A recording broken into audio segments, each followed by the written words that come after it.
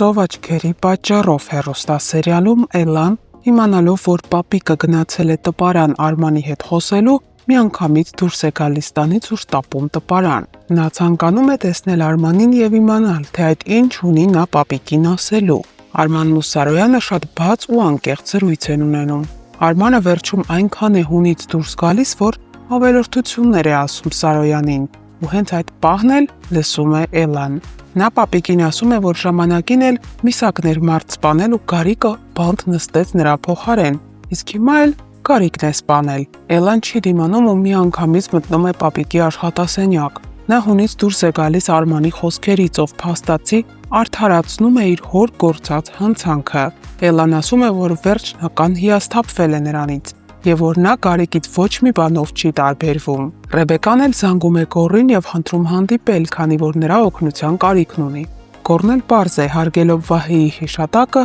չի մերժում։ Ռեբեկան էլ գնում է սրճարան եւ սպասում է Գոռին, երբ լսում է Գոռի ու Գոռի մտերիմ ընկերոջ ձայնը, որոնք միասին խոսում են, ողջունում իրար։ Գոռն ասում է, որ շատ լավ անակնկալ է արել Ամերիկայից գալով Հայաստան։ Ռեբեկան լսում է այս ամենն ու սարսափում, քանի որ ճանաչում է այդ տղայի ձայնը։ Դա հենց այն նույն տղան է, ում ինքը նախորդ օրը հանդիպել էր Վահեի տանը։ Ռեբեկան զարմանքից ապշում է, թե ինչպես կարող էր նման զուգադիպություն տեղի ունենալ։ Գոռն էլ հասկանում է, որ ինչ որ բան այն չի այս երկուսի միջև, սակայն ոչ Ռեբեկան, ոչ էլ այդ տղան ոչինչ չեն ասում։ Պարանում տեղի ունեցած միջադեպից հետո էլ Էլլան ու պապիկը վերադառնում են տուն։ Էլլան խոսում է պապիկի հետ ու խնդրում, որ ինչ էլ լինի, ինչ գնով էլ լինի, այնպես անի, որ իր հոր սպանողը պատասխան տա օրենքի առաջ։ Եվ ոչ միայն Գարիկ, այլև Արմանը, քանի որ նա էլ կոծկելով իր հոր հանցանքները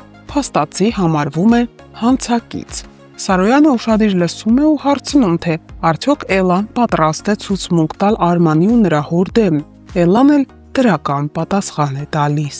Հարգելի հետևորդներ, արդյոք այսքանից հետո Էլլան ու Արմանը հնարավորություն ունեն հաշտվելու, արդյոք կա շանս։ Գրեք մեկնաբանություն եւ սեղմեք բաժանորդագրվել կոճակը։ Իհարկե ես հասկանում եմ, որ տեքստերը չեմ սովորել, բայց կարծում եք սկոչով ձեռքերս կապելը տեքստեր չսովորելու համար նորմալ է։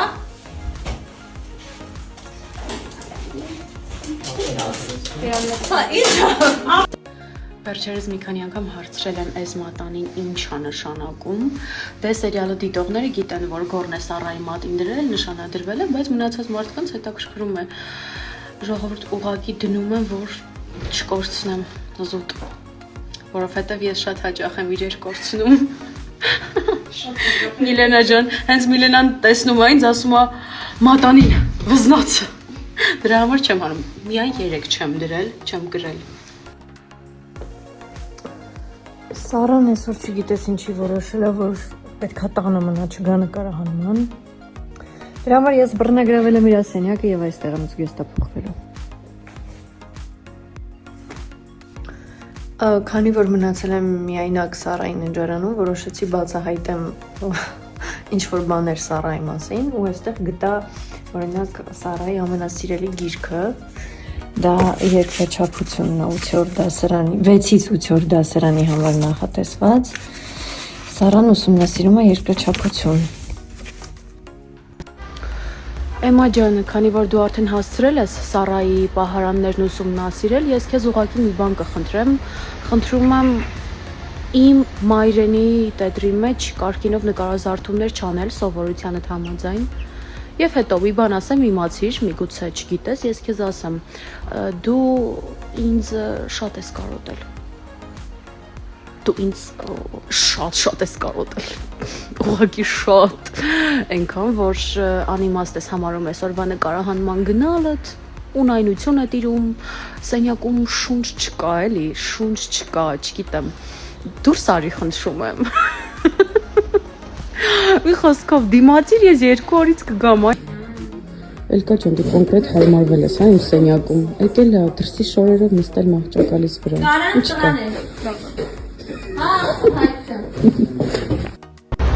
Ժամը 9 է, այսօրվա նկարահանումներն ավարտված են ու ես, ինչպես միշտ, Միայն ես չէ։ Տեսեք ինչ մեծ պայուսակներով են, ես ճամպրուկով եմ, Ադրինեն շատ մեծ պայուսակով, որովհետև հագուստները շատ են ու հնարավոր չի առանձին պայուսակներով բերել։ Ու այս դեպքում չենք ասում իրար բարի գիշեր, ասում են գնանք մի քանի ժամից տեսնենք։ Բայց լավ անցավ։ Միշտ։ Ակա։ Այս երևի առաջին դեպքն է, որ ես հիվանդ եմ ու ինքս պիտի ինձ խնամեմ։ Բայց մամայի սիրտը մի բան զգացել էր, որ հետս նանա էր ուղարկել։ Այս երազշած ջրի մեջ մնացել է մոտ 15 րոպե։ Հիմա կլցնենք այս շատ փոքր բաժակի մեջ։ Խնդրում եմ չթափվես։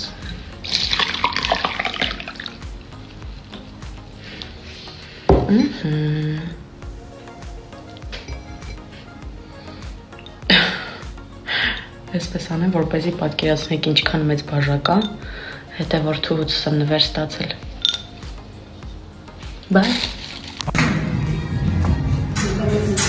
Մենք այսօր եկել ենք շատ գեղեցիկ վայր նկարահանումների։ Նոնա։ Ողջույններ Տաքուկ միջավայրից։ Ողջույն, ողջույն։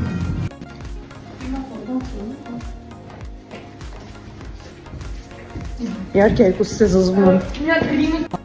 Այսօր նկարահանումներս ավարտեցի ուղիղ ժամը 6-ին։ Մի տեսակ դերասանուհու աշխատանքի նման չի էլի, ֆիքսված ժամը։ Փաստորեն էսպես էլ է լինում։ Բրթեքանը գցեք սերիալից դուրս, տենց վատ է։ Այս երկու քոյրն են միայն։ Իրականում այս սրանք են ստորը, իմ անունն է դուրս եկել։ Սա ինչ հարց էր։ Իհարկե դուր է։ Իհարկե ոչ։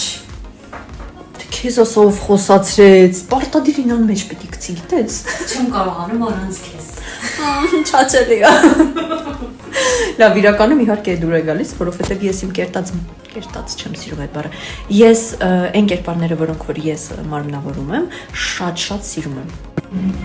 Ողջույն բոլորին, այսօր սերիալի Instagram-ի էջը մեզ մոտ է, կարող եք մեզ հարցեր տալ, մենք մաքսիմալ անկեղծ կպատասխանենք։